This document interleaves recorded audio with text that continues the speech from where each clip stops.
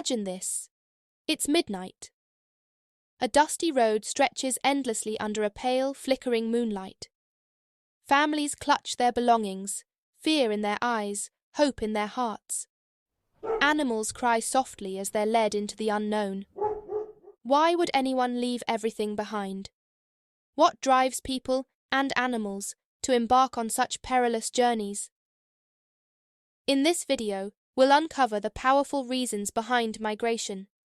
We'll dive into gripping stories of survival, courage, and change from ancient times to today's world. You'll discover how migration reshapes lives, cultures, and even landscapes. Join us on this wild adventure to uncover hidden truths, feel raw emotions, and learn how migration impacts all of us. Don't miss this journey. It's one you'll never forget. It is late at night. The moon hangs low over the dusty town of Driftwood. Tiny lanterns flicker along narrow streets, but tonight something feels different. Whispers fill the air. People are packing their bags. Animals stir restlessly in their pens. The town is waking up, not to stay, but to leave. Driftwood is a place of cracked earth and dry rivers.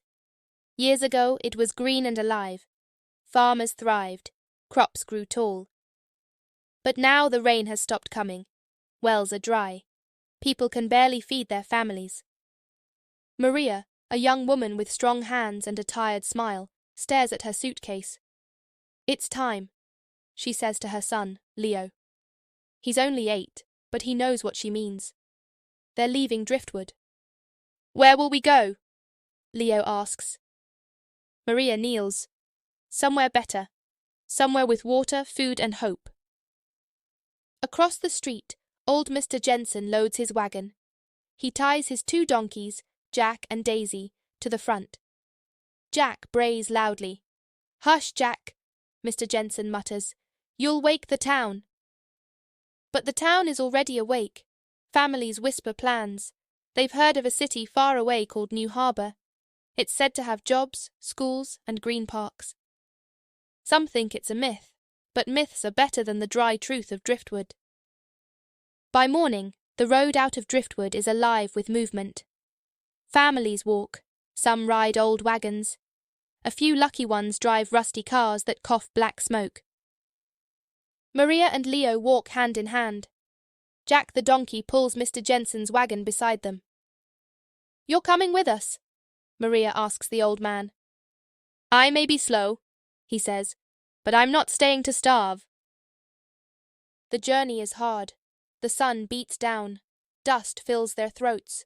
They meet others on the road, more people fleeing Driftwood and some from other towns. Leo tugs at Maria's arm. "Look, Mama! Animals!" Ahead, a herd of deer crosses the road. They move silently, their sleek bodies shimmering in the heat. They too are leaving, searching for food and water. "They're just like us," Maria whispers. Days pass, supplies run low, people grow tired and short-tempered. One night a storm rolls in, thunder growls and rain falls in heavy sheets. Maria, Leo and Mr. Jensen huddle under the wagon. Jack and Daisy bray nervously. The storm rattles everyone. In the chaos, a man named Victor shouts, "We're wasting time!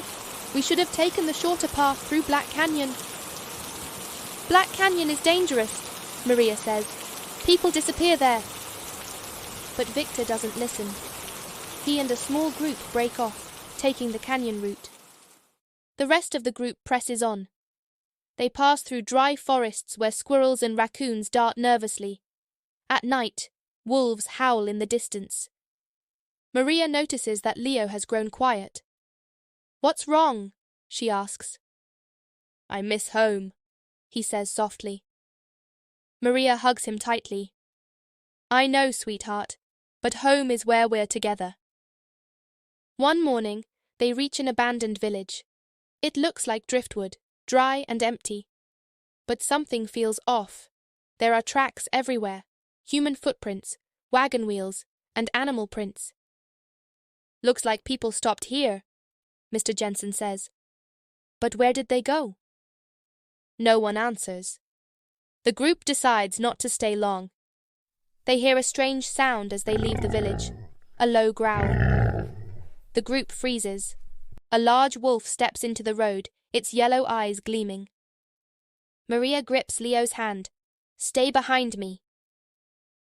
Before anyone can react, Jack the donkey stomps his hooves and brays loudly.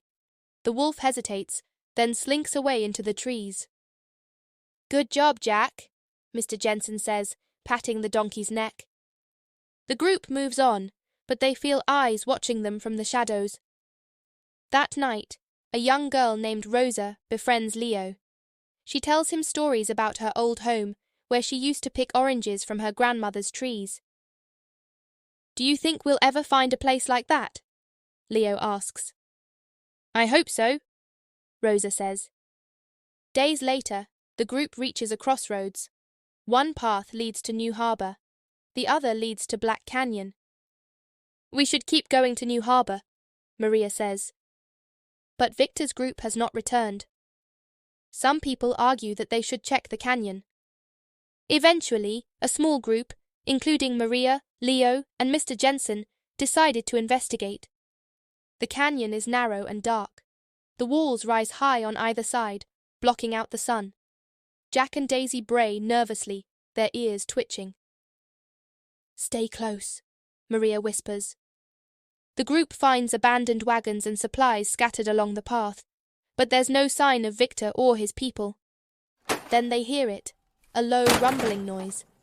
At first they think it's thunder, but then rocks start tumbling down the canyon walls. "Run!" Mr. Jensen shouts. Everyone scrambles to escape the falling rocks. Jack and Daisy pull the wagon as fast as they can. Dust fills the air, making it hard to see. Finally, they emerge from the canyon, shaken but alive. After the canyon, the group pushes on with renewed determination. They pass through fields where wild horses graze and rivers where otters play. Leo and Rosa laugh as they spot a family of foxes crossing the road. "They're migrating too," Rosa says. Slowly the land begins to change. The air feels cooler and the ground is softer. They see green trees and hear the sound of running water. "We're getting close," Maria says. One evening, they meet a man traveling back from New Harbor. He tells them it's real, a city full of opportunity. "But it's not perfect," he warns. "The streets are crowded and some don't welcome newcomers." Maria nods. "We'll make it work." At last, they reach New Harbor. The city is loud and bustling, with tall buildings and busy streets. People from all over the world fill the markets, speaking different languages.